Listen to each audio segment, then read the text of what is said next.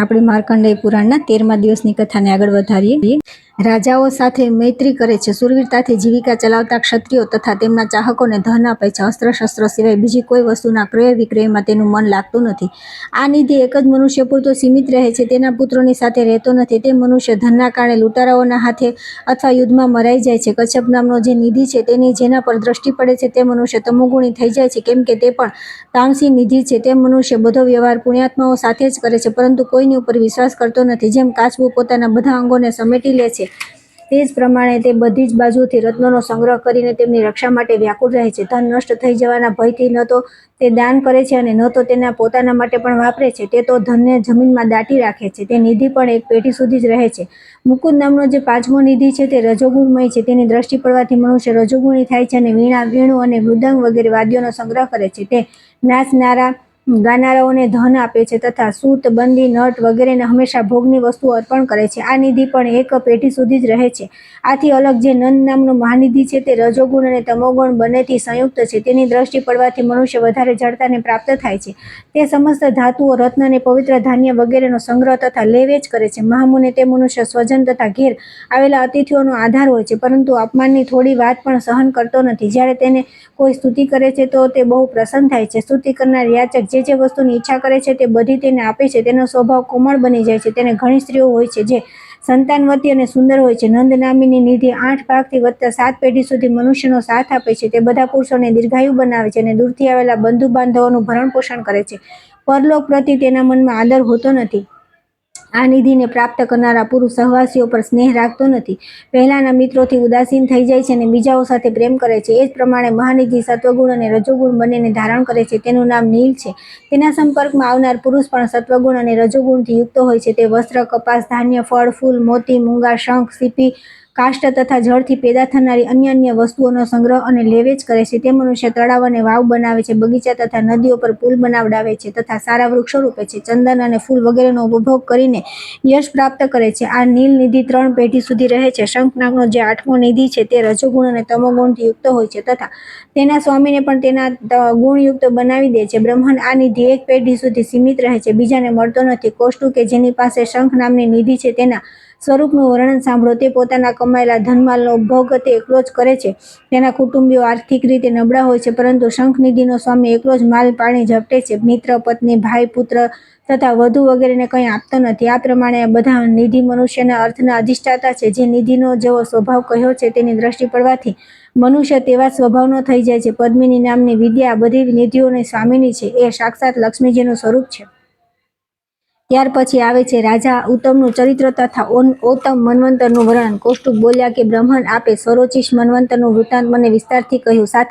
સાથે મારા પ્રશ્ન મુજબ 8 નિધિઓનું વર્ણન પણ કર્યું. સ્વયંભૂ મન્વંતરનું વર્ણન તો પહેલા કરી દેવામાં આવ્યું છે. હવે ઉત્તમ નામના 3જા મન્વંતરની કથા સંભળાવો. માર્કંડેયજી કહ્યું કે રાજા ઉત્તાનપાદનો સુરુચિનો ગર્ભથી એક ઉત્તમ નામનો પુત્ર ઉત્પન્ન થયો, જે મહાન બળવાન અને પરાક્રમી હતો. શત્રુ, મિત્ર, માં તથા પુત્ર અને પરાયામાં તેનો સંભાવ હતો. તે ધર્મનો જ્ઞાતા હતો અને દુષ્ટ માટે યમરાજ જેવો ભયંકર તથા સાધુ પુરુષો માટે ચંદ્રમા સમાન આનંદદાયી હતો. રાજકુમાર ઉત્તમે બભ્રુકુમારી બાહુલા સાથે લગ્ન કર્યા. તેઓ સદા તેના આસક્ત રહેતા. તેમનું મન બીજા કોઈ કામમાં લાગતું નહોતું. સ્વપ્નમાં પણ તેમનું મન બહુલામાં જ લાગેલું રહેતું. તેઓ સદા રાણીની ઈચ્છા અનુસાર ચાલતા હતા, છતાં બહુલા કદી તેમને અનુકૂળ થતી નહોતી. એકવાર અન્ય રાજાઓની હાજરીમાં રાણીએ રાજાની આજ્ઞાનો અનાદર કરી દીધો. આ કારણે ઉત્તમને બહુ ગુસ્સો આવ્યો. તેમણે ક્રોધિત સર્પની જેમ ફૂફાડા મારતા રહીને દ્વારપાળને કહ્યું કે દ્વારપાળ, તું આ દુષ્ટ હૃદયની સ્ત્રીને જંગલમાં લઈને છોડી દે. આ મારી આજ્ઞા છે, તેથી આ વિશે તારે કંઈ વિચાર કરવાની જરૂર નથી. ત્યારે રાજાની આજ્ઞાને અવાચરણીય માનીને દ્વારપાળ રાણી રથમાં બેસાડી વનમાં છોડી આવ્યો. રાજા દ્વારા આ પ્રમાણે નિર્જન વનમાં ત્યાગ કરી દેવાથી બહુલાએ તેમની દ્રષ્ટિથી બહુ દૂર આવેલાના કારણે પોતાના ઉપર રાજાનો બહુ અનુગ્રહ માન્યો. આ બાજુ રાજા પોતાના પુત્રની જેમ પ્રજાનું પાલન કરતા રહીને સમય વ્યતીત કરવા લાગ્યા. એક દિવસ કોઈ બ્રાહ્મણ તેના દ્વાર પર આવ્યો અને અત્યંત દુઃખી મનથી આ પ્રમાણે કહેવા લાગ્યો. બ્રાહ્મણ બોલ્યો, મહારાજ, હું બહુ દુઃખી છું. મારી વાત સાંભળો, કેમ કે રાજા સિવાય બીજા કોઈથી મનુષ્યની સંકટથી રક્ષા થઈ શકતી નથી. રાત્રે સૂતી વખતે મારા ઘરનો દરવાજો ખોલ્યા વિના જ કોઈ મારી પત્નીને ચોરી ગયો. આપ તેનો પતો લગાવીને લાવી આપવાની કૃપા કરો. રાજન, અમારી આવક અને વેતનનો 6ઠ્ઠો ભાગ આપ ગ્રહણ કરો છો, તેથી આપ અમારા લોકો લોકોના રક્ષક છો. આ વડે રક્ષિત હોવાથી મનુષ્ય નિશ્ચિત થઈને રાત્રે સૂવે છે. રાજાએ પૂછ્યું કે બ્રાહ્મણ, તમારી સ્ત્રી શરીરે કેવી છે એ મેં કદી જોઈ નથી. તેની અવસ્થા કેટલી છે એ પણ તમારે જ કહેવું પડશે. સાથે એ પણ જણાવો કે આપની પત્નીનો સ્વભાવ કેવો છે. બ્રાહ્મણ બોલ્યા કે રાજન, મારી સ્ત્રીની દ્રષ્ટિથી ક્રૂરતા ટપકે છે. તે કદમાં બહુ ઊંચી છે, પરંતુ હાથ ટૂંકા અને મુખ દુબળું પાતળું છે. શરીર ક્રૂર છે. આ હું તેની નિંદા નથી કરતો, તેની સાચી ઓળખાણ આપું છું. તેની વાતો બહુ કટુ હોય છે તથા સ્વભાવથી પણ તે કોમળ નથી. તેની પહેલી અવસ્થા થોડી પસાર થઈ ગઈ છે. રાજાએ કહ્યું કે બ્રાહ્મણ, આવી સ્ત્રીને લઈને શું કરશો? હું તમને બીજી પત્ની આપું. સારા સ્વભાવની સ્ત્રી જે કલ્યાણમય અને સુખ આપનારી હોય છે, આવી સ્ત્રી તો માત્ર દુઃખનું કારણ છે. રૂપ અને શીલ બંનેથી હીન હોવાના કારણે તે સ્ત્રી ત્યાગ કરવાને યોગ્ય છે. બ્રાહ્મણ બોલ્યા કે રાજન, પોતાની પત્નીની રક્ષા કરવી જોઈએ. આ શ્રુતિનો ઉત્તમ આદેશ છે. તેની રક્ષા ન કરવાથી તેનાથી વર્ણશંકરની ઉત્પત્તિ થાય છે. વર્ણશંકર પોતાના પિતરોને સ્વર્ગમાં નીચા પાડી દે છે. પત્ની ન હોવાના કારણે મારા નિત્યકર્મ છૂટી રહ્યા છે. તેથી પ્રતિદિન ધર્મમાં બાધા આવે છે. આ કારણે મારું પતન અવશ્ય થશે. તેના ગર્ભથી જે મારી સંતતિ થશે તે ધર્મનું પાલન કરનારી થશે. પ્રભુ, આ પ્રમાણે મેં આપની સમક્ષ મારી પત્નીનું વૃત્તાંત નિવેદન કર્યું. આપ તેને શોધી આપો, કેમ કે આપ જ પ્રજાની રક્ષાના અધિકારી છો.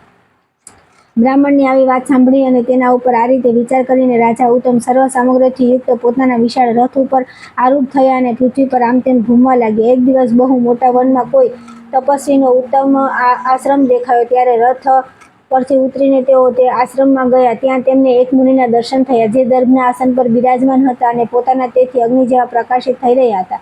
રાજાને જોઈને મુનિ તરત ઊભા થઈ ગયા અને સ્વાગતપૂર્વક તેનું સન્માન કરતા રહીને શિષ્યને કહ્યું કે અર્ધ્ય લઈ આવો. શિષ્યે ધીરેથી કહ્યું કે મને શું આમને અર્ધ્ય આપવો ઉચિત છે? આ વાતને વિચારીને આજ્ઞા આપશો, તેનું પાલન કરીશ. ત્યારે મુનિએ રાજાને વૃત્તાંતને ધ્યાન દ્વારા જાણીને માત્ર આસન આપી વાતચીત દ્વારા તેમનો સત્કાર કર્યો. ઋષિએ પૂછ્યું કે રાજન, હું જાણું છું કે આપ મહારાજ ઉત્તાનપાદના પુત્ર ઉત્તમ છો. કહો, શા પ્રયોજનથી અહીં આવ્યા છો? આ વનમાં કયું કાર્ય સિદ્ધ કરવાનો વિચાર છે? રાજાએ કહ્યું કે મુનિ, એક બ્રાહ્મણના ઘરમાંથી કોઈ અપરિચિત વ્યક્તિ તેમની સ્ત્રી ચોરી ગઈ છે, તેની શોધ કરવા માટે હું અહીં આવ્યો છું. હું આપને એક વાત પૂછું છું, કૃપા કરી જણાવો. જ્યારે હું આપના આશ્રમમાં આવ્યો ત્યારે પ્રથમ દ્રષ્ટિ પડતા જ આપે મને અર્ધ્ય આપવાનો વિચાર કર્યો, પરંતુ પછી તેને રોકીને કેમ દીધો? ઋષિ બોલ્યા કે રાજન, આપને જોઈને મેં જલ્દીમાં અર્ધ્ય પ્રદાન કરવાની આજ્ઞા દીધી, પરંતુ આ શિષ્ય મને સાવધાન કર્યો. મારી કૃપાથી આ પણ મારી જેમ સંસારના ભૂત, ભવિષ્ય અને વર્તમાનની ઘટનાઓ જાણે છે. તેણે કહ્યું કે વિચાર કરીને આજ્ઞા આપો. ત્યારે મેં પણ આપનું વૃત્તાંત જાણી લીધું, તેથી આપને વિધિપૂર્વક અર્ધ્ય ન આપ્યું. રાજન, એમાં સંદેહ નથી કે આપ સ્વયંભૂ મનુના વંશમાં ઉત્પન્ન થયેલા હોવાથી અર્ધ્યના અધિકારી છો. તેમ છતાં અમે આપને અર્ધ્ય માટે ઉત્તમ અધિકારી માનતા નથી. રાજાએ પૂછ્યું કે બ્રાહ્મણ, મેં જાણીને અજાણતા એવું કયું પાપ કર્યું છે જેથી ઘણા સમય બાદ આવવા છતાં આપને અર્ધ્યનો અધિકારી ન રહ્યો? ઋષિ બોલ્યા કે રાજન, શું આપ એ વાત ભૂલી ગયા છો કે આપે પોતાની પત્નીનો વનમાં પરિત્યાગ કર્યો છે અને તેની સાથે આપ ધર્મને પણ છોડી બેઠા છો? એક પક્ષ 15 દિવસ પણ નિત્યકર્મ છોડી દેવાથી મનુષ્ય અસ્પૃશ્ય થઈ જાય છે. પછી આપે તો 1 વર્ષથી તેનો ત્યાગ કર્યો છે. તેથી આપના વિષયમાં શું કહેવું? નરેશ્વર, પતિનો સ્વભાવ કેવો હોય છે? પત્નીને માટે તે અનુકૂળ રહેવું જોઈએ. એ જ પ્રમાણે પતિનું પણ કર્તવ્ય છે કે તે દુષ્ટ સ્વભાવની પત્નીનું પણ પાલન પોષણ કરે. બ્રાહ્મણની તે પત્ની કે જેનું અપહરણ થયું છે, સદા પતિને પ્રતિકૂળ જ વર્તન કરતી હતી, છતાં ધર્મપાલનની ઈચ્છાથી તે આપની પાસે આવ્યો અને પત્નીને શોધવા માટે પ્રેરિત કરતો રહ્યો. આપ તો ધર્મથી વિચલિત થઈ ગયેલા. બીજા જ મનુષ્યને ધર્મમાં લગાવો છો. પછી જ્યારે તમે સ્વયં ધર્મથી વિચલિત હશો તો તમને કોણ ધર્મમાં લગાવશે? માર્કંડેયજી કહે છે કે મુનિના આમ કહેવાથી રાજા લજવાઈ ગયા. આપની વાત સાચી છે. આમ કહીને તેમણે બ્રાહ્મણ પત્ની વિશે પૂછ્યું. ભગવાન, આ ભૂત, ભવિષ્ય અને યથાર્થ જ્ઞાતા છો. કહો, બ્રાહ્મણ પત્નીને કોણ લઈ ગયું? ઋષિ બોલ્યા કે રાજન, આદ્રીનો પુત્ર બલાક નામના રાક્ષસે તેનું અપહરણ કર્યું છે. ઉત્પલાવત વનમાં જવાથી આપ તે બ્રાહ્મણની પત્નીને જોઈ શકશો. જાઓ, શીઘ્ર તે બ્રાહ્મણ તેની પત્ની સાથે સંયોગ કરાવો, જેથી તેને પણ આપની જેમ રોજ રોજ પાપનો ભાગી થવું ન પડે. ત્યાર પછી તે મહામુનિને પ્રણામ કરીને રાજા ઉત્તમ પોતાના રથ પર આરૂઢ થયા અને તેમના કહ્યા પ્રમાણે ઉત્પલાવત વનમાં ગયા. ત્યાં તેમણે બ્રાહ્મણની પત્નીને જોઈ. તેનું સ્વરૂપ બરાબર એવું જ હતું જેવું બ્રાહ્મણે બતાવ્યું. તે શ્રીફળ ખાઈ રહી હતી. રાજાએ તેને પૂછ્યું કે ભદ્રે, તમે આ વનમાં કઈ રીતે આવ્યા? બધી વાત સ્પષ્ટ રૂપે કહો. બ્રાહ્મણીએ કહ્યું કે હું વાસી બ્રાહ્મણ અતિરાત્રની પુત્રી છું અને વિશાલના પુત્રની, જેનું નામ હમણાં આપે કહ્યું, પત્ની છું. મને દુરાત્મા રાક્ષસ બળજબરીથી અહીં હરી લાવ્યો છે. હું ઘરની અંદર સૂઈ રહી હતી અને તે સમયે એણે મારા પોતાના ભાઈ અને માતાથી વિયોગ કરાવ્યો. હું અહીં બહુ દુઃખી છું. તેણે મને આ ઘોર વનમાં છોડી દીધી. ન તો તે મારો ભોગ કરે છે અને ન મને ખાઈ જાય છે. આનું કંઈ કારણ સમજાતું નથી. રાજા બોલ્યા કે બ્રાહ્મણ કુમારી, શું તમે જાણો છો કે આ રાક્ષસ તમને અહીં મૂકીને ક્યાં ચાલ્યો ગયો? મને તમારા પતિએ જ અહીં મોકલ્યો છે. બ્રાહ્મણીએ કહ્યું કે આ નિશાચર આ જ વનમાં રહે છે. જો આપને એનાથી ભય ન હોય તો આ વનમાં પ્રવેશ કરો. ત્યાર પછી રાજાએ બ્રાહ્મણીએ દેખાડેલ માર્ગથી તે વનની અંદર પ્રવેશ કર્યો અને તે રાક્ષસને પરિવાર સાથે બેઠેલો જોઈ. રાજાને જોતા દૂરથી રાક્ષસે પૃથ્વી પર મસ્તક ટેકવી દીધું અને તેમની પાસે ગયો. રાક્ષસ બોલ્યો કે રાજન, આપે મારા ઘરે પધારીને બહુ જ કૃપા કરી છે. હું આપના રાજ્યમાં રહું છું, તેથી જણાવું છું કે આપનું કયું કાર્ય સિદ્ધ કરું. આપ અર્ધ્ય સ્વીકાર કરો. અને આ આસન પર બિરાજો. રાજાએ કહ્યું કે નિશાચર, તમે મારું બધું કામ કરી દીધું, બધી રીતે મારો આતિથ્ય સત્કાર થઈ ગયો. હવે તમે બ્રાહ્મણની સ્ત્રીને કેમ ઉપાડી લાવ્યા છો? જો તમે તેને પોતાની પત્ની બનાવવા માટે લાવ્યા હોય તો તે અયોગ્ય લાગતું નથી, કેમ કે તે સુંદર નથી અને તમારા ઘરમાં બીજી સ્ત્રીઓ તો છે જ. જો તેને પોતાનું ભક્ષ્ય બનાવવાનો વિચાર હોય તો આજ સુધી તમે તેને ખાધી કેમ નથી? એનું કારણ બતાવો. રાક્ષસ બોલ્યા કે રાજન, અમે લોકો મનુષ્યને ખાતા નથી. મનુષ્ય ભક્ષી રાક્ષસ બીજા જ હોય છે. અમે તો પુણ્યનું ફળ ખાઈએ છીએ. અમે સિવાય બીજું કોઈ સ્ત્રી કે પુરુષ અમારો આદર કે અનાદર કરી દે તો અમે તેના સારા ખોટા સ્વભાવને પણ ખાઈ જઈએ છીએ. જો મનુષ્ય ક્ષમા સ્વભાવને ખાઈ જઈએ તો તે ક્રોધી થઈ જાય છે, અને દુષ્ટ સ્વભાવનું ભક્ષણ કરીએ તો તેઓ ઉત્તમ સ્વભાવના થઈ જાય છે. મહારાજ, મારા ઘરમાં અનેક યુવતીઓ ફરે છે જે રૂપમાં અપ્સરા જેવી છે. તેમના હોવા છતાં મનુષ્યની સ્ત્રીઓમાં મારો અનુરાગ કઈ રીતે થઈ શકે? રાજાએ કહ્યું કે નિશાચર, જો આ બ્રાહ્મણની ન તો તમારા ઉપભોગના કામની છે, ન આહારના, તો બ્રાહ્મણના ઘરમાં પ્રવેશ કરીને તેનું અપહરણ કેમ કર્યું? રાક્ષસ બોલ્યો કે આ બ્રાહ્મણ વેદ મંત્રોનો જ્ઞાતા છે. હું જે કોઈ યજ્ઞમાં જાઉં છું તે રાક્ષસો મંત્રોનો પાઠ કરી મને દૂર ભગાડી દે છે. મંત્રોના દ્વારા તેના ઉચ્ચાટન કરવાથી અમે લોકો ભૂખ્યા રહી જઈએ છીએ. આવી દશામાં અમે ક્યાં જઈએ? મોટા ભાગના યજ્ઞોમાં આ બ્રાહ્મણ વૃત્તિ જ બનતો હોય છે. તેથી અમે તેની સામે કોઈ વિઘ્ન ઊભું કરી દીધું છે, કેમ કે કોઈ પણ પુરુષ પત્ની વિના યજ્ઞ કર્મ કરવાની યોગ્ય રહેતો નથી. રાજન, હું આપનો વિનીત સેવક છું, આપના રાજ્યની પ્રજા છું. તેથી આપ પોતાના કોઈ કાર્ય માટે આજ્ઞા આપીને મારા પર કૃપા કરો. રાજાએ કહ્યું કે રાક્ષસ, તું પહેલા કહી ચૂક્યો છે કે અમે મનુષ્યના સ્વભાવને ખાઈ જઈએ છીએ. તેથી હું તારી પાસે જે કામ કરાવવા ઈચ્છું છું તે સાંભળ. આ બ્રાહ્મણીની દુષ્ટતાનું ભક્ષણ કરી લે, જેથી એ વિનયશીલ થઈ જાય. ત્યાર પછી એને એના ઘરે મૂકી આવ. આટલું કરવાથી હું માની લઈશ કે તે પોતાના ઘરે આવેલા અતિથિના સંપૂર્ણ મનોરથ પૂર્ણ કરી દીધા. રાજાના આમ કહ્યા પછી તે રાક્ષસ પોતાની માયાથી બ્રાહ્મણીના શરીરમાં પ્રવેશ કરી ગયો અને પોતાની શક્તિથી તેના દુષ્ટ સ્વભાવને ખાઈ ગયો. પછી તે બ્રાહ્મણની પત્ની ભયંકર દુષ્ટતાથી મુક્ત થઈ ગઈ અને રાજાને કહ્યું કે મહારાજ, મારે મારા કર્મથી મારા મહાત્મા પતિથી અલગ થવું પડ્યું છે. આ નિશાચર તો આમાં નિમિત્ત માત્ર બન્યો છે. ન આનો દોષ છે, ન મારા મહાત્મા પતિનો દોષ છે. બધો દોષ મારો છે, કેમ કે મનુષ્યને પોતાના કર્મના ફળ ભોગવવા પડે છે. પૂર્વજન્મમાં મેં કોઈનો વિયોગ કરાવ્યો હશે, તે જ આજ મારો વિયોગ થયો છે. એમાં બીજો શો દોષ? રાક્ષસ બોલ્યા કે રાજન, આપની આજ્ઞા અનુસાર હું આ બ્રાહ્મણીને તેના સ્વામીના ઘરે પહોંચાડી આવું છું. આ સિવાય બીજું પણ મારા યોગ્ય કોઈ કાર્ય હોય તો આજ્ઞા કરો. રાજાએ કહ્યું કે નિશાચર, આ કાર્ય થઈ ગયા પછી હું સમજીશ કે તે મારું સમસ્ત કાર્ય સિદ્ધ કરી દીધું. વીર, જો કોઈ કાર્ય માટે હું તારું સ્મરણ કરું તો મારી પાસે આવી જજે. બહુ સારું કહીને રાક્ષસે તે બ્રાહ્મણ પત્નીને જે દુષ્ટતા દૂર થઈ જવાથી હવે સુંદર સ્વભાવની થઈ ગઈ હતી, લઈ જઈને તેના પતિના ઘરમાં પહોંચાડી દીધી. રાજ પણ તેને મોકલીને મનમાં આ પ્રમાણે ચિંતા કરવા લાગ્યા. હવે હું મારા પ્રશ્ન વિશે શું કરું? શું કરવાથી મારું શુભ થશે? મહામના મહર્ષિએ મને અધ્યયને અયોગ્ય માન્યો છે. આ તો મારા માટે બહુ કષ્ટની વાત છે. હવે હું શું કરું? પત્નીનો તો મેં ત્યાગ કરી દીધો. હવે તેનો પતો કઈ રીતે લાગે? અથવા તે ત્રિકાળ જ્ઞાની મુનિને જ પૂછો. આવો વિચાર કરીને રાજા ફરી રથ પર આરૂઢ થયા અને તે સ્થાન પર ગયા જ્યાં તે ત્રિકાળ જ્ઞાની ધર્માત્મા મહામુનિ રહેતો હતો. રથમાંથી ઉતરીને તેમણે મહામુનિ પાસે જઈને પ્રણામ કર્યા અને રાક્ષસને મળવું, બ્રાહ્મણીને દેખાવું તથા તેની દુષ્ટતા દૂર થઈ ગઈ વગેરેનું વૃત્તાંત યથાર્થ રીતે કહી સંભળાવ્યું. ઋષિએ કહ્યું કે રાજન, તમે જે કંઈ કર્યું તે બહુ પહેલેથી જ જાણી લીધું હતું. મારી પાસે તમે જે કાર્યને માટે આવ્યા છો તે પણ મારાથી અજાણ્યું નથી. મનુષ્યને માટે પત્ની ધર્મ અર્થ તથા કામની સિદ્ધિનું કારણ છે. તમે તેનો ત્યાગ કરીને વિશેષતઃ ધર્મનો પણ ત્યાગ કર્યો છે. રાજન, બ્રાહ્મણ, ક્ષત્રિય, વૈશ્ય અથવા શૂદ્ર દરેકને માટે પત્ની ન હોય તો તે પોતાના કર્માનુષ્ઠાનને યોગ્ય રહેતો નથી. તમે પોતાની પત્નીને ત્યાગીને સારું કર્યું નથી. જેમ સ્ત્રીઓ માટે પતિનો ત્યાગ અનુચિત છે, તે જ પ્રમાણે પતિની માટે સ્ત્રીનો ત્યાગ અનુચિત છે. રાજા બોલ્યા કે ભગવાન, શું કરું? આ બધું મારા કર્મનું ફળ છે. હું સદા પત્નીને અનુકૂળ જ રહેતો હતો, છતાં તે મને અનુકૂળ ન થઈ, તેથી મેં તેનો ત્યાગ કર્યો. તેના વિયોગથી પીડાથી મારો અંતરાત્મા વ્યથિત થઈ રહ્યો છે. મેં તેને વનમાં છોડી દીધી હતી. ખબર નથી તે ક્યાં ચાલી ગઈ, અથવા તેને વનમાં સિંહ, વાઘ અથવા નિશાચરો તો ક્યાંક ખાઈ નથી ગયા. અને ઋષિએ કહ્યું કે રાજન, તેને વાઘ કે નિશાચરો ખાઈ નથી ગયા. તે અત્યારે રસાતળમાં છે. તેનું ચારિત્ર્ય આજ સુધી નષ્ટ થયું નથી. રાજા બોલ્યા કે બ્રહ્મન, આ તો બહુ વિચિત્ર વાત છે. તેને પાતાળમાં કોણ લઈ ગયું અને તે હજી સુધી દૂષિત કઈ રીતે ન થઈ? આ બધું યથાર્થ રૂપે જણાવવાની કૃપા કરો. ઋષિએ કહ્યું કે પાતાળમાં નાગરાજ કપોત એક વિખ્યાત પુરુષ છે. એક દિવસ તેમણે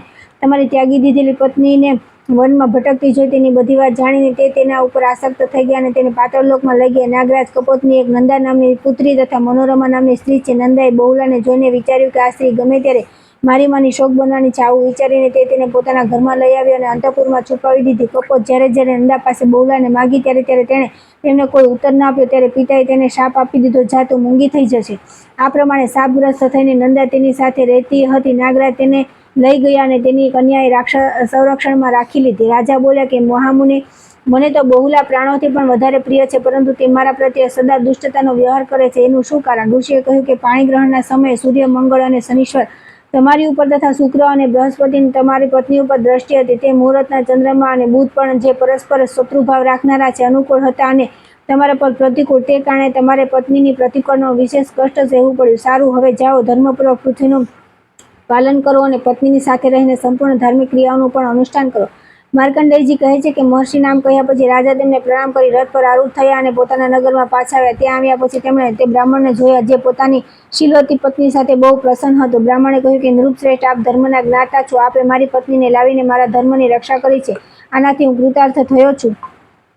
રાજા બોલ્યા કે દ્વિજશ્રેષ્ઠ, આપ તો પોતાના ધર્મનું પાલન કરીને કૃતાર્થ થઈ રહ્યા છો, પરંતુ હું સંકટમાં પડ્યો છું કેમ કે મારી પત્ની ઘરમાં નથી. બ્રાહ્મણે કહ્યું કે મહારાજ, જો આપની પત્ની જીવિત છે અને વ્યભિચારિણી થઈ નથી તો પછી આપ સ્ત્રી વિના રહીને પાપ કેમ કમાઈ રહ્યા છો? રાજા બોલ્યા કે બ્રાહ્મણ, જો હું પત્નીને લઈને આવું તો તે સદા મારા માટે પ્રતિકૂળ રહે છે. તેનાથી મને દુઃખ મળે છે, સુખ નહીં, કેમ કે મારા પ્રત્યે આદરભાવ રાખતી નથી. આપ કોઈ એવો યત્ન કરો જેથી તે મારે આધીન થઈ જાય. બ્રાહ્મણે કહ્યું કે રાજન, આપના પ્રતિ રાણીનો પ્રેમ થવા માટે શ્રેષ્ઠ યજ્ઞ કરવો જોઈએ. તેથી મિત્રની કામના રાખનારા લોકો આનું અનુષ્ઠાન કર્યા કરે છે. તે મિત્રવિંદા નામનો યજ્ઞ હું આરંભ કરાવું છું. રાજન, જે સ્ત્રી પુરુષોમાં પરસ્પર પ્રેમ ન હોય તેમાં મિત્રવિંદા યજ્ઞ પ્રેમ ઉત્પન્ન કરે છે. તેથી આપના કાર્યની સિદ્ધિની માટે હું તેનું અનુષ્ઠાન કરીશ. બ્રાહ્મણ નામ કહ્યા બાદ રાજાએ યજ્ઞની બધી સામગ્રી એકત્રિત કરાવી અને તે શ્રેષ્ઠ બ્રાહ્મણે મિત્રવિંદા યજ્ઞનું અનુષ્ઠાન શરૂ કર્યું. તેણે રાજાની સ્ત્રીમાં પ્રેમ ઉત્પન્ન કરવા માટે એક એક કરીને 7 યજ્ઞ કર્યા. જ્યારે તેને એવી ખાતરી થઈ ગઈ કે રાણીના મનમાં રાજા પ્રત્યે મિત્રભાવ જાગૃત થઈ ગયો, ત્યારે તેણે રાજાને કહ્યું કે મહારાજ, હવે આપ પત્નીને પોતાની સાથે રાખો અને તેની સાથે ઉત્તમ ભોગ ભોગવતા રહીને શ્રદ્ધાપૂર્વક યજ્ઞનું અનુષ્ઠાન કરો. બ્રાહ્મણની વાત સાંભળીને રાજા બહુ વિસ્મય થઈ. તેમણે તે મહાપરાક્રમી સત્યપ્રતિજ્ઞ નિશાચરનું સ્મરણ કર્યું. તેનું સ્મરણ કરતાં જ તે રાક્ષસ રાજાની પાસે આવી પહોંચ્યા અને પ્રણામ કરીને બોલ્યા કે શી આજ્ઞા છે? ત્યારે રાજાએ વિસ્તારથી પોતાની બધી વાત કહી. પછી તે રાક્ષસ પાતાળમાં જઈને રાણીને લઈ આવ્યો. આવીને તેણે હાર્દિક અનુરાગ સાથે પતિને જોયા અને અતિ પ્રસન્નતાથી વારંવાર કહ્યું કે મારા પર પ્રસન્ન થાવ. ત્યારે રાજાએ પોતાની પ્રિય પત્નીને હૃદય લગાવીને કહ્યું કે પ્રિય, તમે વારંવાર એવું કહો છો કે હું તો તમારા પર પ્રસન્ન છું. રાણી બોલી કે મહારાજ, જો આપ મારા પર પ્રસન્ન છો તો હું આપને એક યાચના કરું છું. આપ તે પૂર્ણ કરીને મારો આદર કરો. રાજાએ કહ્યું કે પ્રિય, તમને જે કંઈ પણ અભિષ્ટ હોય તે નિઃસંશક થઈને તમારા માટે કંઈ પણ દુર્લભ નથી. હું તમારે આધીન છું. રાણી બોલી, નાથ, મારા માટે નાગરાજે મારી સખીને શાપ આપી દીધો, તેથી તે મૂંગી થઈ ગઈ છે. જો આપ મારા પ્રેમવશ તેના સંકટનું નિવારણ કરી શકો તો તેની મુક્તતા દૂર કરવાનો પ્રયત્ન કરો. જો આમ થઈ ગયું તો હું સમજીશ કે મારું સર્વ કાર્ય સિદ્ધ થઈ ગયું. ત્યારે રાજાએ તે બ્રાહ્મણને બોલાવીને પૂછ્યું કે વિપ્રવર, આમાં કેવી ક્રિયા કરવી જોઈએ કે જે મુક્તતા દૂર કરી શકે? બ્રાહ્મણ બોલ્યા કે રાજન, હું આપના કહેવાથી સર્વથી ઇષ્ટ કરીશ, જેથી આપના આ મહારાણી પોતાની સખીને વાક્શક્તિને કાર્યક્ષમ બનાવીને તેના ઋણોથી મુક્ત થઈ જાય. ત્યાર પછી તે શ્રેષ્ઠ બ્રાહ્મણે સરસ્વતી ઇષ્ટ આરંભી. તેને નંદાની મુક્તા દૂર કરવા માટે રાણી એકાગ્ર ચિત્તે સરસ્વતી સૂક્તોનો જપ કર્યા. તેનાથી તે નાગકન્યા બોલાવી. તે સમયે ગર્ગમુનિ રસાતળમાં રહેતા હતા. તેમણે નંદાને કહ્યું કે તમારી સખી બહોલાના પતિએ આ અત્યંત દુષ્કર ઉપકાર કર્યો છે. આ વાત જાણીને શીઘ્રગામિની નંદરાજાના નગરમાં આવી અને પોતાની સખી મહારાણી બહુલાને છાતીએ લગાવી તથા રાજાની પણ વારંવાર પ્રશંસા કરીને આસન પર બેસીને મધુર વાણીમાં બોલી, વીર, આપે આ સમયે મારો જે ઉપકાર કર્યો છે તેનાથી મારું હૃદય આકૃષ્ટ થઈ ગયું. તેથી હું જે કહું તે સાંભળો. રાજન, તમને એક મહાપરાક્રમી પુત્ર પ્રાપ્ત થશે. આ પૃથ્વી પર તેનું અખંડ રાજ્ય રહેશે. તે સર્વ શાસ્ત્રોના જ્ઞાતા, ધર્મપરાયણ, બુદ્ધિમાન અને મન્વંતરોના સ્વામી થશે. રાજાને આ પ્રમાણે વરદાન આપીને નાગરાજ કન્યા નંદા પોતાની સખીને હૃદય લગાડીને પાતાળલોકમાં ચાલી ગઈ. ત્યાર પછી રાણીની સાથે વિહાર અને પ્રજાપાલન કરતા રહીને રાજા ઉત્તમના ઘણા વર્ષો વ્યતીત થઈ ગયા. પછી મહાત્મા રાજાએ રાણી બહુલાના ગર્ભથી એક પુત્ર ઉત્પન્ન થયો, જે પૂર્ણિમાના પૂર્ણ ચંદ્ર જેવો કાંતિમાન હતો. તેના જન્મથી સમસ્ત પ્રજાને મહાન આનંદ થયો.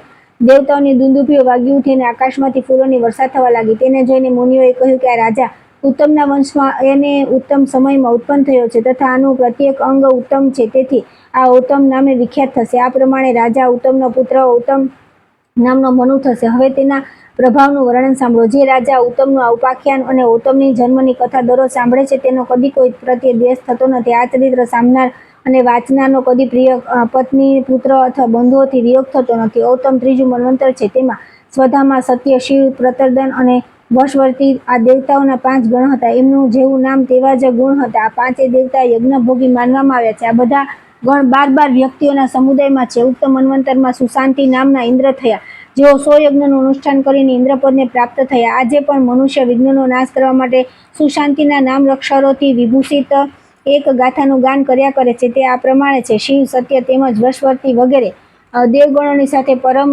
સુંદર દેવરાજ સુશાંતિ ઉત્તમ શાંતિ પ્રદાન કરે છે. માર્કંડેયજી કહે છે કે ગૌતમ મનુના અજ, પરશુચિ અને દિવ્ય આ 3 પુત્ર હતા જે દેવતાઓ જેવા તેજસ્વી તથા મહાન બળ અને પરાક્રમીથી સંપન્ન હતા.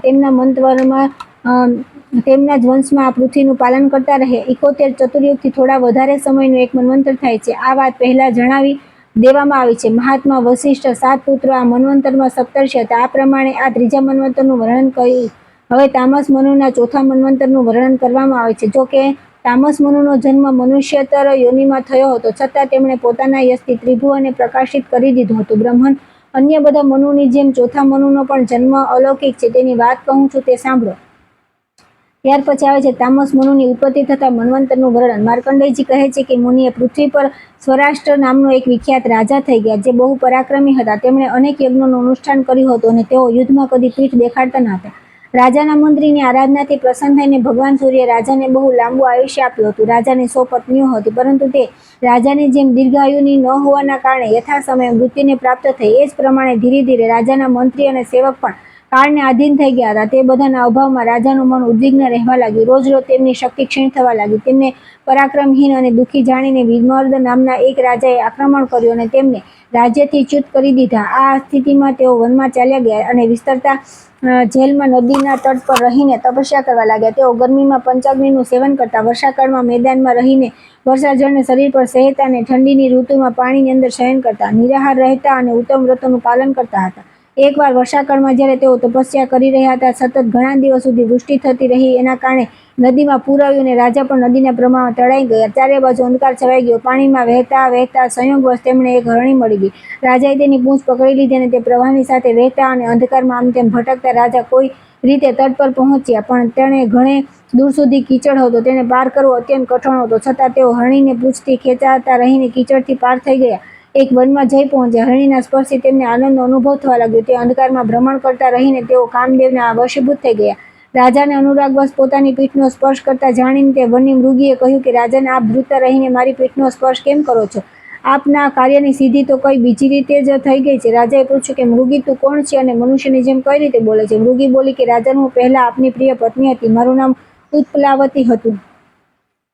હું દ્રોણધર્માની પુત્રી અને આપની 100 રાણીઓમાં મુખ્ય હતી. રાજાએ પૂછ્યું કે ઉત્પલાવતી તો બહુ પતિવ્રતા અને ધર્મપરાયણ હતા, તે હરણી કેમ થઈ? તેને આવું ક્યું કામ કર્યું જેથી તે મૃગ યોનિમાં આવવું પડ્યું? મૃગી બોલી કે રાજન, હું બાલ્યાવસ્થામાં જ્યારે પિતાના ઘરે હતી ત્યારે સખીઓની સાથે એક દિવસ વનમાં ઘૂમવા ગઈ હતી. ત્યારે મેં મૃગી સાથે સમાગમ કરતા એ મૃગને જોઈ. હું તેની તદ્દન નજીક હતી, તેથી મેં તે મૃગીને મારી. મારાથી ડરીને તે મૃગી અન્યત્ર ચાલી ગઈ. ત્યારે મૃગે ક્રોધિત થઈને કહ્યું કે ઓ મૂર્ખ, તું આટલી ઉન્મત્ત કેમ થઈ રહી છે? તારી આ દૃષ્ટતાને ધિક્કાર છે. તે મનુષ્ય મૃગની જેવી વાણી સાંભળીને હું ડરી ગઈ અને બોલી કે તમે કોણ છો? તેણે ઉત્તર આપ્યો કે હું નિવૃત્તિ ચક્ષુ નામના મુનિનો પુત્ર છું. મારું નામ સુતપા છે. મૃગી સાથે સંભોગ કરવાની ઈચ્છાથી હું મૃગ બની ગયો. પ્રેમવશ મેં મૃગીનું અનુસરણ કર્યું અને એણે પણ મારી અભિલાષા કરી હતી, પરંતુ તે આવીને મારાથી તેનો વિયોગ કરાવી દીધો. તેથી હું તને શાપ આપું છું કે મેં કહ્યું કે મુનિ, મેં અજાણતા આપનો અપરાધ કર્યો છે, તેથી કૃપા કરી મને શાપ આપશો નહીં. મારા આમ કહ્યા પછી મુનિ આ પ્રમાણે બોલ્યા કે જો હું તારા ગર્ભથી પુત્ર ઉત્પન્ન કરી શકું તો હું તને શાપ નહીં આપું. મેં કહ્યું કે હું ન તો મૃગી છું અને ન મૃગીનું રૂપ ધારણ કરીને વનમાં ઘૂમું છું, તેથી મારા તરફથી પોતાનું મન હટાવી લો. તમને કોઈ બીજી મૃગી મળી જશે. મારી આ વાત સાંભળીને મુનિની આંખો લાલ થઈ ગઈ અને તેમના હોઠ ફરકવા લાગ્યા. તેઓ બોલ્યા કે ઓ નાદાન, તું કહે છે કે હું મૃગી નથી, તો લે મૃગી થઈ જાય. ત્યારે હું અત્યંત દુઃખી થઈને મુનિને પ્રણામ કરીને બોલી કે મુનિ, મારા પર પ્રસન્ન થાવ. હું હજી બાલિકા છું, બહુની પાળા જાણતી નથી. મુનિવર, પિતા ન હોય તો જ સ્ત્રી સ્વયં પતિ પસંદ કરે છે. મારા પિતાજી તો હજી જીવિત છે, પછી હું કઈ રીતે આપનું વર્ણન કરી શકું? અથવા સંપૂર્ણ અપરાધ મારો છે, છતાં આપ પ્રસન્ન થાવ. હું આપના ચરણમાં પ્રણામ કરું છું. ત્યારે મુનિશ્રેષ્ઠ સુતપાએ કહ્યું કે મારી વાત અન્યથા થઈ શકતી નથી. તું મર્યા પછી આ જ વનમાં મૃગી થશે. તે સમયે સિદ્ધવીર્ય મુનિના પુત્ર મહાબાલ લોલ તારા ગર્ભમાં આવશે. તેમના ગર્ભમાં આવતા તને પૂર્વજન્મનું સ્મરણ થશે. પછી સ્મરણ શક્તિ પ્રાપ્ત કરીને તું માનવીની જેમ બોલવા લાગીશ. તે ગર્ભના ઉત્પન્ન થયા પછી તું મૃગીના શરીરથી મુક્ત થઈ જઈશ અને પતિથી આદર પ્રાપ્ત કરીને તું તે લોકમાં જશે. ત્યાં કુકર્મી મનુષ્ય કદાપી જઈ શકતા નથી. લોલ પણ મહાન પરાક્રમી થશે અને પોતાના પિતાના શત્રુઓને મારીને સંપૂર્ણ પૃથ્વી પોતાના અધિકારમાં કરી લેશે. ત્યાર પછી તેઓ મનુના પદ પર પ્રતિષ્ઠિત થશે. આ પ્રમાણે શાપ મળવાથી તું તીર્થયોગમાં આવી છું. આપના શરીરનો સ્પર્શ થવા માત્રથી મારા ઉદરમાં ગર્ભ સ્થાપિત થઈ ગયો. મૃગી નામ કહ્યા પછી રાજાને બહુ પ્રસન્નતા થઈ. તેમણે વિચાર્યું કે મારો પુત્ર મારા શત્રુઓનો પરાસ્ત કરીને આ પૃથ્વી પર મનુ થશે. આ કેટલા આનંદની વાત છે. ત્યાર પછી થોડા સમય બાદ મૃગીએ ઉત્તમ લક્ષણોથી યુક્ત પુત્રને જન્મ આપ્યો. તેમના જન્મ પછી સંપૂર્ણ પ્રાણી આનંદનો અનુભવ કરવા લાગ્યા. ખાસ કરીને રાજાએ બહુ પ્રસન્નતા થઈ અને મૃગી પણ શાપમુક્ત થઈને ઉત્તમ લોકમાં ચાલી ગઈ. ત્યાર પછી બધા ઋષિઓએ આવીને તેની ભાવિ સમૃદ્ધિ જોઈને તે બાળકનું નામકરણ કર્યું. તામસી યોનિમાં પડેલા માતાના ગર્ભથી આનો જન્મ થયો, તેથી આ બાળક સંસારમાં તામસ નામે વિખ્યાત થશે. ત્યારબાદ પિતા પોતાના પુત્ર તામસનું લાલન પાલન કરવા લાગ્યા. જ્યારે તામસ થોડો સમજણો થયો ત્યારે તેણે પિતાને પૂછ્યું કે તાત આપ કોણ છો? હું આપનો પુત્ર કઈ રીતે થયો? મારી માતા કોણ છે અને આપ શા માટે અહીં આવ્યા છો? આ બધું સાચે સાચું કહો. ત્યારે પિતાએ પોતાના રાજ્યથી ચ્યુત થયાથી લઈને બધી વાત પુત્રને કહી. આ બધી વાતો સાંભળીને તામસે ભગવાન સૂર્યની આરાધના કરી અને તેમની પાસેથી ઉપસંહાર સહિત સંપૂર્ણ દિવ્ય અસ્ત્ર પ્રાપ્ત કર્યા. અસ્ત્ર શસ્ત્રના જ્ઞાતા થઈને તેણે સઘળા શત્રુઓને પરાસ્ત કર્યા અને તેમની પિતાની પાસે લઈ આવી તેમની આજ્ઞા મળતા છોડી દીધા. તામસ સદા પોતાના ધર્મમાં લાગેલા રહેતા હતા. તેના પિતા પણ શરીર છોડ્યા પછી પુણ્યલોકમાં ગયા. પૃથ્વીને જીતીને તામસ રાજા થયો અને પછી મનુના પદ પર પ્રતિષ્ઠિત થયો. હવે તામસ મન્વંતરનું વર્ણન સાંભળો. તેમ સત્ય, શુદ્ધિ, સુરૂપ અને હરિ આ 4 દેવગણ થયા. એમના એક એક ગણમાં 27 દેવતા છે. તે દેવતાઓના ઇન્દ્રનું નામ શિખી હતું. તેઓ અત્યંત બળવાન અને મહાપરાક્રમી હતા. તેમણે 100 યજ્ઞોના અનુષ્ઠાન કરીને આ પદને પ્રાપ્ત કર્યું હતું. જ્યોતિર્ધર્મ, પૃથુ, કાવ્ય, ચૈત્ર, અગ્નિ, બલક અને પીવર આ 7 તે સમયે સપ્તર્ષિ હતા. નર, શાંતિ, શાન, દાંત, જાનુ અને જંગ વગેરે મહાબલી રાજા તામસ મનુના પુત્ર હતા. ત્યાર પછી આવે છે કે રૈવત મનુની ઉત્પત્તિ અને તેમના મન્વંતરનું વર્ણન. માર્કંડેયજી કહે છે કે બ્રહ્મન 5મા મનુનું નામ રૈવત હતું. તેમની ઉત્પત્તિનું વર્ણન કરું છું, સાંભળો. પૂર્વકાળમાં ઋત્વાક નામે પ્રસિદ્ધ એક મહર્ષિ હતા. તેમણે ત્યાં ઘણા સમય સુધી કોઈ પુત્ર ન થયો. દીર્ઘકાળ પછી થયો તો ખરો, પરંતુ રેવતી નક્ષત્રમાં અંતિમ ચરણમાં તેનો જન્મ થયો. તેમણે બાળકના જાતકર્મ વગેરે સંસ્કાર વિધિપૂર્વક સંપન્ન કર્યા. ઉપનયન વગેરે પણ કરાવ્યા, પરંતુ તે સુશીલ ન થઈ શક્યો. જ્યારથી તેનો જન્મ થયો ત્યારથી તે મહર્ષિ પણ લાંબા સમય સુધી પજવતા રોગથી ગ્રસ્ત થઈ ગયા. તેની માતા પણ કોઢ વગેરેથી પીડિત થઈને બહુ દુઃખી થવા લાગી. બાળકના પિતા અત્યંત દુઃખી થઈને વિચારવા લાગ્યા, આ કેવો અનર્થ પ્રાપ્ત થયો. આ બાજુ તે દુષ્ટ બુદ્ધિવાળો પુત્ર બીજા મુનિકુમારોની પત્નીનું અપહરણ કરી લીધું. એનાથી ખિન્નચિત્ત થઈને ઋત્વાકે કહ્યું કે મનુષ્યનું પુત્ર વિહોણા રહેવું સારું છે, પરંતુ કુપુત્રનું હું બિલકુલ સારું નથી. કુપુત્ર તો માતા પિતાના હૃદયને સદા બાળતો રહે છે અને સ્વર્ગમાં ગયેલા પિતૃઓને પણ નીચે પાડી દે છે. તે તો માત્ર માતા પિતાને દુઃખ આપવા માટે જ હોય છે.